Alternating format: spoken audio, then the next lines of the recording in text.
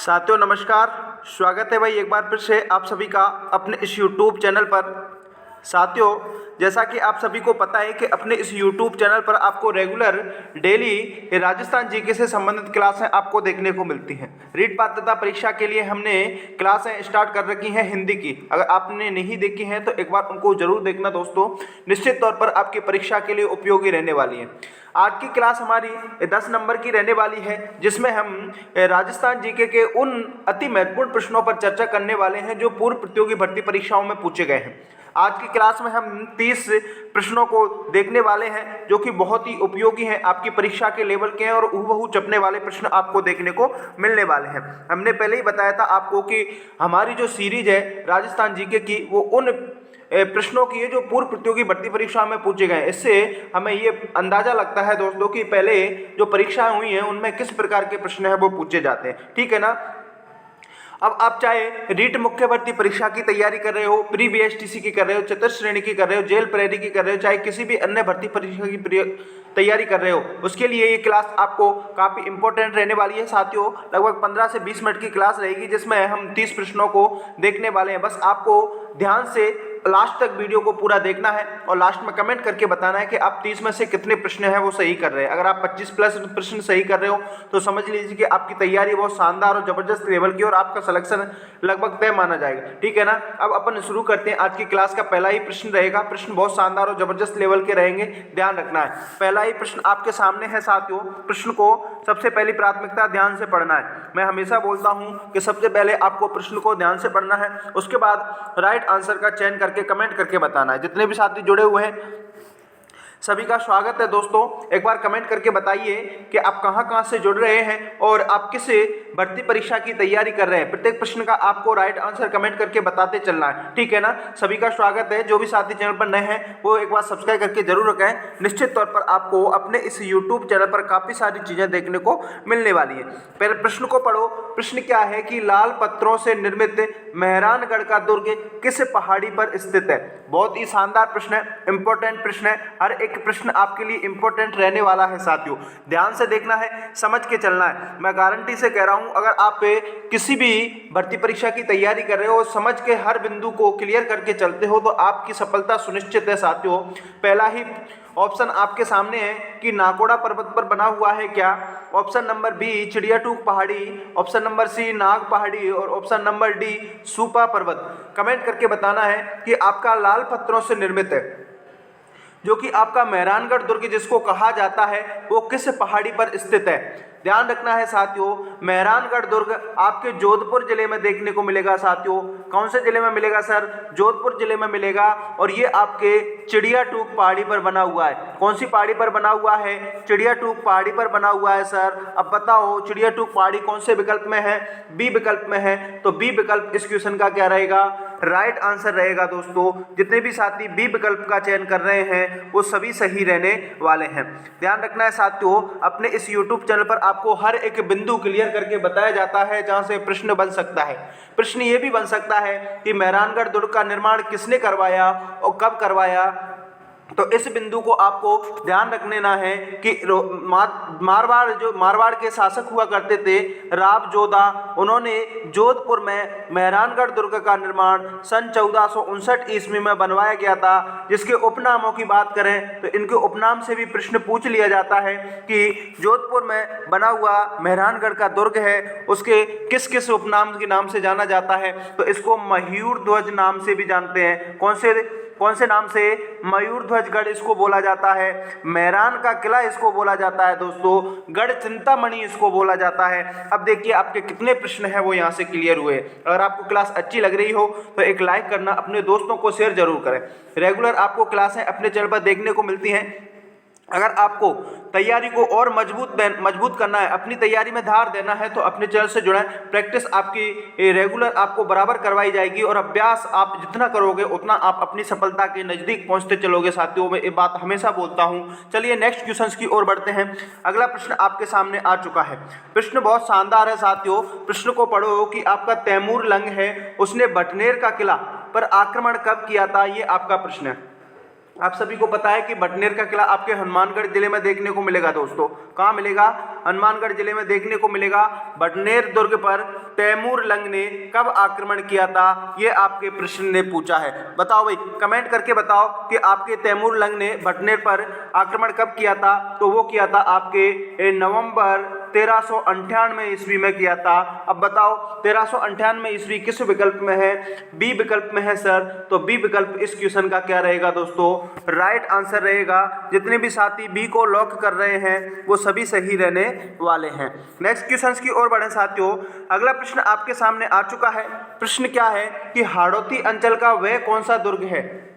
बताओ भाई, हाड़ौती अंचल, हाड़ौती क्षेत्र में 4 जिले आपके आते हैं, कोटा, वारा, बूंदी, झालावाड़, जिसमें आपकी हाड़ौती बोली बोली जाती है। और हाड़ौती बोली से आपके पशु परिचर भर्ती में हर एक शिफ्ट में आपके प्रश्न पूछा था, ध्यान रखना है, ठीक है ना। आपको हर एक चीज के बारे में जानकारी दी जाएगी, जहां से प्रश्न बनता है, कैसे पुटअप होता है, सारी चीजें आपको बताने वाला हूं।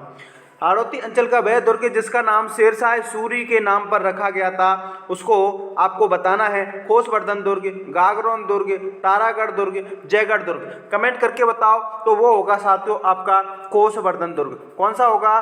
कोसवर्धन दुर्ग कौन से विकल्प में है सर? तो विकल्प नंबर ए में है। तो ए विकल्प को चयन करने वाले सभी विद्यार्थी यहाँ पर सही रहने वाले हैं। Very good. जितने भी साथी ए विकल्प का चयन कर रहे हैं सभी सही हैं। प्रत्येक प्रश्न का आपको राइट आंसर कमेंट करके बताना है दोस्तों। अगले प्रश्न की ओर बढ़े। अगला प्रश्न आपके सामने क्या कह रहा है? बताओ भाई, बहुत ही शानदार प्रश्न है। प्रश्न क्या है कि दोहरे परकोटे वाला, प्रश्न को ध्यान से पढ़ो। आपके दोहरे परकोटे वाला मिट्टी से बना वह दुर्ग जिसे अंग्रेज भी जीत नहीं पाए थे। बताओ, बहुत शानदार प्रश्न है साथियों, सीधा परीक्षा के लेवल का प्रश्न है। दोहरे परकोटे वाला मिट्टी से बना ऐसा कौन सा दुर्ग है जिसको आपके अंग्रेज भी जीत नहीं पाए थे? तो बताओ, वह दुर्ग था आपका भरतपुर का किला। कौन सा किला? भरतपुर का किला। अब बताओ भरतपुर कौन से विकल्प में है? सी विकल्प में है। तो सी विकल्प इस क्वेश्चन का क्या रहेगा? राइट आंसर रहेगा। जितने भी साथी सी को लॉक कर रहे हैं वो सभी सही रहने वाले हैं। आप सभी को पता है साथियों कि अभी कल एक बैठक हुई थी, इसमें आपके 9 जिले और 3 संभागों को निरस्त कर दिया गया है। इस चीज को आपको विशेष रूप से ध्यान में रखना है। और वर्तमान में आपके अब 41 जिले और 7 संभाग ही देखने को मिलेंगे। लेकिन साथियों, आपको किसी भी प्रकार की टेंशन लेने की आवश्यकता है नहीं। आप किसी भी भर्ती परीक्षा की तैयारी कर रहे हो, आपके नई जीके से किसी भी एग्जाम में अभी तक प्रश्न पुटअप हुआ नहीं है, तो आपको लोड लेना नहीं है। चाहे आपके राजस्थान के जिले 80 बन जाए, चाहे संभाग 50 बन जाए, आपको किसी प्रकार की लोड लेने की आवश्यकता नहीं है, क्योंकि नए राजस्थान जीके से आपका कोई भी परीक्षा में प्रश्न अभी पूछने वाला नहीं है, ठीक है ना। आपको आपके पास जितना मटेरियल है उसको, पुराना जो जीके है उसको आप रिवीज करते चलिए, उसका आप रिवीजन करते चलिए, उसमें से आपकी परीक्षा में प्रश्न है वो पूछे जाएंगे। अगला क्वेश्चन की ओर बढ़ो। अगला प्रश्न क्या है? अगला प्रश्न आपके सामने है साथियों। प्रश्न है कि बाड़मेर में सिवाना पर्वत में स्थित मुख्यतः गोलाकार जो 56 की पहाड़ियां हैं उसको अन्य किस नाम से जाना जाता है? त्रिकूट पहाड़ियां, आड़ावाड़ा पर्वत, जयराज पर्वत और नाकोड़ा पर्वत। देखिए, बाड़मेर के सिवाना क्षेत्र है, उसमें आपकी एक गोलाकार जो पहाड़ियां हैं जिसको 56 की पहाड़ियों के नाम से जाना जाता है, उसको अन्य किस नाम से जाना जाता है? तो उसको बोला जाएगा नाकोड़ा पर्वत। क्या बोला जाएगा? नाकोड़ा पर्वत। विकल्प नंबर डी में है। तो डी विकल्प इस क्वेश्चन का क्या रहेगा?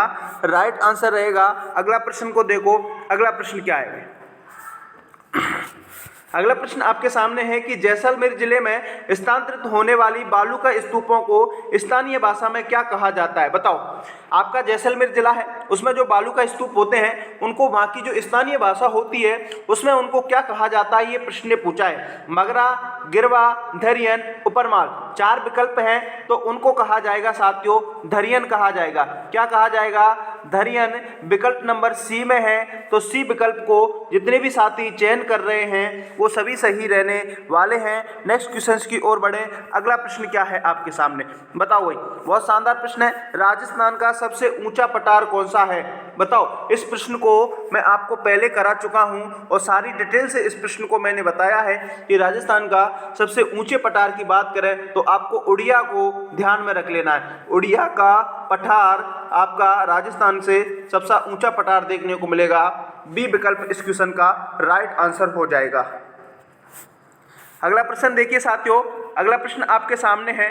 प्रश्न क्या है कि बनास बेसिन तथा छप्पन बेसिन, क्या पूछा है, बनास बेसिन तथा छप्पन बेसिन किस भौतिक के लघु प्रदेश के भाग हैं, ये आपसे पूछा है। देखिए मैंने राजस्थान के भौतिक विभाजन को बताया था कि 4 भागों में बांटा है। उसमें से एक भाग आता है आपका पूर्वी मैदानी क्षेत्र, जिसमें आपके बनास बेसिन मिल जाएगा, छप्पन बेसिन देखने को मिल जाएगा। तो ए विकल्प इस क्वेश्चन का राइट आंसर होगा। जितने भी साथी ए का चयन करेंगे वो सभी सही रहने वाले हैं। अगले प्रश्न की ओर बढ़ो साथियों। अगला प्रश्न क्या है, इस प्रश्न को मैं आपको पोल में डाल रखा हूं और अधिकतर विद्यार्थियों ने इस प्रश्न को गलत किया था, इसीलिए मैं इस प्रश्न को दोबारा शामिल करके लाया हूं कि प्रश्न क्या है कि मोरनी मांडना किस जाति की परंपरा का अंग है। विशेष रूप से ध्यान दे लेना साथियों, अगर आप इसी प्रकार की तैयारी रखोगे तो किस प्रकार से एग्जाम में सफलता प्राप्त करोगे। देखिए ये प्रश्न कई बार पूछा गया प्रश्न है और इस प्रश्न को मैं पोल में डाल चुका हूं, उसके बावजूद भी काफी सारे विद्यार्थी उन्होंने गलत आंसर दे रखा है इसका। मोरनी मोड़ना मैंने कई बार बताया है कि मीणा जनजाति की एक परंपरा का भाग है, मीणा जनजाति की परंपरा का एक अंग है मोरनी मोड़ना। बी विकल्प इस क्वेश्चन का राइट आंसर रहेगा। लेकिन पोल में इस प्रश्न का सर्वाधिक जो परसेंट इसमें आए थे वो भील जनजाति के आए थे। इस प्रकार से आपको प्रश्नों को गलत नहीं करना है साथियों। मैं इसीलिए बोलता हूं कि आपकी तैयारी को मजबूत बनाना है और धार देनी है। जब आप मजबूत बनाओगे, जितना ज़्यादा अभ्यास करोगे, जितना ज़्यादा प्रैक्टिस करोगे, उस पर जब जितनी ज़्यादा प्रैक्टिस करोगे तभी तो आप किसी चीज़ में पारंगत होगे। आप इस प्रकार से प्रश्नों को गलत करोगे तो इस प्रकार से सफलता प्राप्त नहीं कर पाओगे। मैं कह रहा हूँ ना, जी जान लगा दीजिए। आप जिस भी भर्ती परीक्षा की तैयारी कर रहे हो, 2 साल अगर आपने मन लगा करके तैयारी कर ली ना, तो आने वाले आपके 40 से 50 साल बहुत ही शानदार तरीके से गुजरने वाले हैं दोस्तों। आप 2 साल कष्ट दे लीजिए, 2 साल जी जान लगा करके तैयारी कर लीजिए, फिर देखना आप कितना शानदार तरीके से आपका जो जीवन है वो सफल होने वाला है। नेक्स्ट क्वेश्चन की ओर बढ़े। अगला प्रश्न आपके सामने है कि राजस्थान के ग्रामीण क्षेत्रों में घर की छोटी मोटी चीजों को सुरक्षित रखने हेतु बनाई गई मिट्टी की एक महल नुमा चित्रित आकृति को क्या कहा जाता है। बताओ, बटे बड़े बोला जाता है क्या, हीड बोला जाता है, घोड़ा वापसी या बील? तो उसको बोला जाएगा साथियों व्हील। डी विकल्प इस क्वेश्चन का राइट आंसर होगा। जिस भी साथी ने इस प्रश्न का डी विकल्प को चयन किया है वो सभी सही रहने वाले हैं। कमेंट करते चलिए साथियों, जितने भी साथी जुड़ेगा कमेंट करके जरूर बताएं। प्रत्येक प्रश्न का राइट आंसर कमेंट में छापते चलिए, क्वेश्चन का नंबर लिखिए, उसके बाद उसका राइट आंसर बताते चलिए। अब देखो आपका प्रश्न है, पूछा गया प्रश्न है, चंदन काष्ठ कलाकृतियों के प्रसिद्ध स्थान कहाँ? बताओ, चंदन काष्ठ कलाकृतियों के प्रसिद्ध स्थान की अगर बात करें अपन तो वो मिलेंगे आपको जयपुर में। कहाँ मिलेंगे? जयपुर में मिलेंगे। अब बताओ जयपुर कौन से विकल्प में है? सी में है, तो सी विकल्प इस क्वेश्चन का राइट आंसर होगा। अगले प्रश्न की ओर बढ़े। अगला प्रश्न क्या है बताओ भाई। अगला प्रश्न आपके सामने है, प्रश्न को ध्यान से पढ़ो। निम्न में से वस्त्र चित्रण की कलमकारी कला, बताओ वस्त्र चित्रण की कलमकारी कला का उदाहरण कौन सी पेंटिंग है? बताओ, कमेंट करके बताओ। अजरक प्रिंट, बंदेज, फड़ या उपरोक्त सभी? वस्त्र चित्रण की बात की जाए तो वहां पर आपको फड़ को विशेष रूप से ध्यान में रख लेना। बी विकल्प इस क्वेश्चन का राइट आंसर हो जाएगा। अगला प्रश्न देखिए साथियों, अगला प्रश्न आपके सामने क्या कह रहा है। प्रश्न को पढ़ो, फिर उसके बाद राइट आंसर आपको बताना। देखो, निम्नलिखित में से किस ऐतिहासिक ग्रंथ में पोमचा के बंदेज का उल्लेख किया गया? देखो ऐसा कौन सा ग्रंथ है जिसमें पोमचा के बंदेज का उल्लेख है, ये आपको बताना है। तो एक ग्रंथ है जिन्होंने लिखा था मलिक मोहम्मद जायसी ने। किसने? मलिक मोहम्मद जायसी ने एक ग्रंथ लिखा था जिसका नाम था पद्मावत, जो कि आपके महाराजा आपके कौन से जो रावल रतन सिंह थे उनकी पत्नी का नाम था पद्मावत। उसमें उनका उल्लेख है जिसका देखने को मिलता है। मलिक मोहम्मद जायसी ने पद्मावत ग्रंथ लिखा था, उसमें आपके पोमचा के बंदेज का उल्लेख भी देखने को मिलेगा। सी विकल्प इस क्वेश्चन का राइट आंसर हो जाएगा। अगले प्रश्न की ओर बढ़ो। अगला प्रश्न क्या कह रहा है बताओ। ये प्रश्न बहुत शानदार है, पूछा गया प्रश्न है, पढ़ कला को विश्व में ख्याति दिलाने का श्रेय प्राप्त करने वाले एकमात्र कलाकार कौन थे? बताओ, तो वो थे आपके श्रीलाल जोशी। कौन थे साथियों? श्रीलाल जोशी थे। उन्होंने फड़ कला को बहुत ही विश्व स्तर पर विख्यात किया था, ख्याति दिलाई थी। ए विकल्प इस क्वेश्चन का राइट आंसर होगा। अगले प्रश्न की ओर बढ़े। अगला प्रश्न क्या है? अगला प्रश्न क्या है कि देश का प्रथम फड़ चितेरी महिला कौन है? बताओ। देश की प्रथम फड़ चितेरी महिला की बात करें तो पार्वती देवी आएगा दोस्तों। कौन सा आएगा? पार्वती देवी। ए विकल्प इस क्वेश्चन का राइट आंसर होगा। जितने भी साथी ए विकल्प का चयन कर रहे हैं वो सभी सही रहने वाले हैं। अगला प्रश्न देखिए भाई। अगला प्रश्न क्या है? प्रश्न है कि पाबू जी के अनुयायी किस वाद्य यंत्र के साथ फड़ गाते हैं? बताओ। पाबू जी के जो अनुयायी होते हैं वो ऐसा कौन सा वाद्य यंत्र है जिसके साथ उनके फड़ का वाचन किया जाता है? तो वो है आपका रावण हत्ता वाद्य यंत्र। कौन सा वाद्य यंत्र आएगा? रावण हत्ता वाद्य यंत्र आएगा। बी विकल्प इस क्वेश्चन का राइट आंसर होगा। जितने भी साथी बी को लॉक कर रहे हैं वो सभी सही रहने वाले हैं। अगला प्रश्न देखिए, बेवाण क्या है? बताओ। बेवाण क्या है? इस प्रश्न को आपको कमेंट करके बताना है। देखिए, आपके लकड़ी के बने जो देव विमान होते हैं उनको बेवाण के नाम से जानते हैं। ए विकल्प इस क्वेश्चन का राइट आंसर हो जाएगा। अगला प्रश्न देखिए भाई। अगला प्रश्न देखो, सांझी पूजन किसमें लोकप्रिय है? बताओ। भील, गरासिया, स्वागन स्त्रियां, कुंवारी कन्या। सांझी पूजन की बात करें तो ये आपके कुंवारी कन्याओं से संबंधित देखने को मिलेगा साथियों। किससे? कुंवारी कन्याएं। डी विकल्प इस क्वेश्चन का राइट आंसर होगा। अगला देखिए भाई। अगला प्रश्न क्या है? ध्यान से देखना है।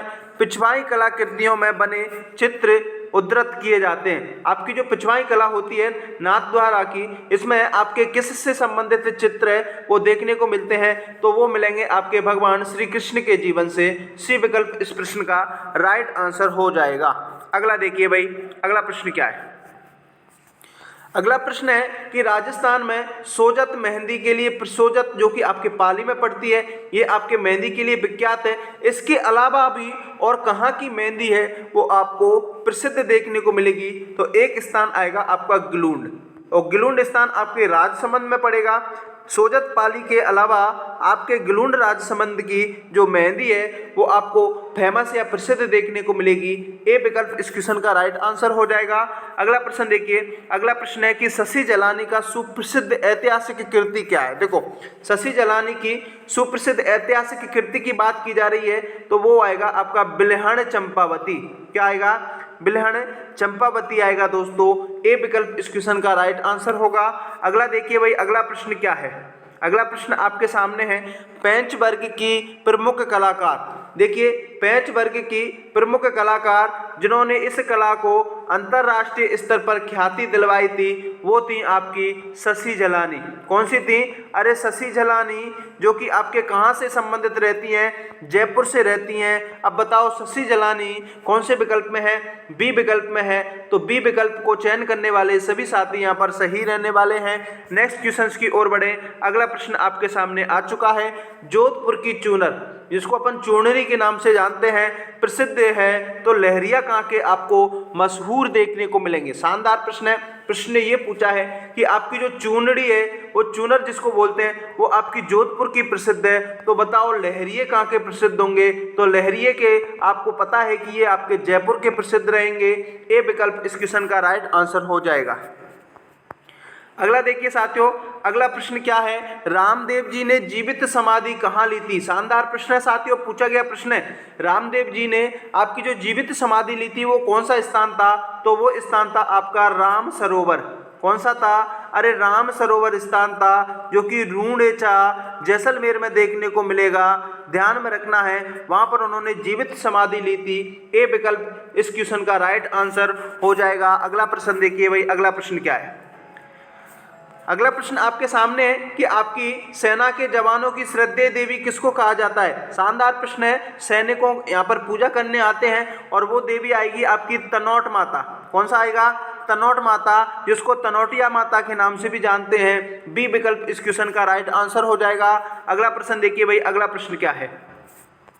खरनाल नागौर का संबंध किस लोक देवता से? देखिए, खरनाल नागौर की बात आ जाए तो तेजाजी लोक देवता को ध्यान में रख लेना। तेजाजी लोक देवता का जन्म खरनाल नागौर में हुआ था। सी विकल्प इस क्वेश्चन का राइट आंसर हो जाएगा साथियों। अगला प्रश्न देखिए भाई, अगला प्रश्न क्या है? अगला प्रश्न शानदार है। देशनोक बीकानेर में करणी माता मंदिर बना हुआ है जिसमें सफेद चूहे पाए जाते हैं और ऐसा माना जाता है कि उन चूहों का दर्शन करने से शुभ माना जाता है। अब बताओ उन सफेद चूहों को किस नाम से जाना जाता है? तो कावा नाम से जाना जाएगा दोस्तों। किसके नाम से जाना जाएगा? कावा नाम से जाना जाएगा। इंपॉर्टेंट क्वेश्चन है, सीधा छपने वाला प्रश्न है। बी विकल्प इस क्वेश्चन का राइट आंसर होगा। जितने भी साथी बी को कमेंट कर रहे हैं वो सभी सही रहने वाले हैं। अगला देखिए भाई, अगला प्रश्न क्या है? राजस्थान की किस रियासत में सती प्रथा को सर्वप्रथम गैर कानूनी घोषित किया गया था? तो वो है आपकी बूंदी। बी विकल्प इस क्वेश्चन का राइट आंसर हो जाएगा। नेक्स्ट क्वेश्चन की ओर बढ़े। नेक्स्ट क्वेश्चन है कि आपका मेहमद किससे संबंधित है? आभूषण से प्रश्न आपके पूछे जाएंगे और मेहमद आभूषण आपके सिर में पहना जाता है दोस्तों। सिर का आभूषण है। डी विकल्प इस क्वेश्चन का राइट आंसर हो जाएगा। अगला प्रश्न देखिए, अगला प्रश्न क्या है कि आभूषण एवं शरीर के अंग युग में आपको सही सुमिलित करना है। ये आपका प्रश्न है। प्रश्न ने ये पूछा है कि कौन सा आभूषण कहाँ का है? तो हालरो आपके गले में पहना जाता है, बिल्कुल सही है। गोखरू आपके कलाई में पहना जाता है, बिल्कुल सही है। रखन आपके बाजू में नहीं पहना जाता, ये विकल्प कट जाएगा। तो सी विकल्प इसका राइट आंसर होगा। बाकी नेगरी कमर में पहना जाता है, तो सी विकल्प इस क्वेश्चन का राइट आंसर होगा। रखन और चूप आपके दांत के आभूषण है, ध्यान रखना है। तो साथियों, ये तो थी आपकी क्लास राजस्थान जीके की, जो कि 10वीं क्लास थी। अब बताओ 30 प्रश्न आपके थे, जिसमें से कितने प्रश्न आपने सही किए? अगर आप 25 प्लस प्रश्न सही कर रहे हैं तो समझ लीजिए कि आपकी तैयारी बहुत शानदार और ज़बरदस्त लेवल की है। बहुत ही शानदार आपकी तैयारी चल रही है। अगर आपको क्लास अच्छी लगी हो तो कमेंट करके जरूर बताना, लाइक करना, अपने दोस्तों को शेयर करना। मिलते हैं नेक्स्ट वीडियो के साथ, तब तक के लिए जय हिंद, जय Bharat, bye bye, take care.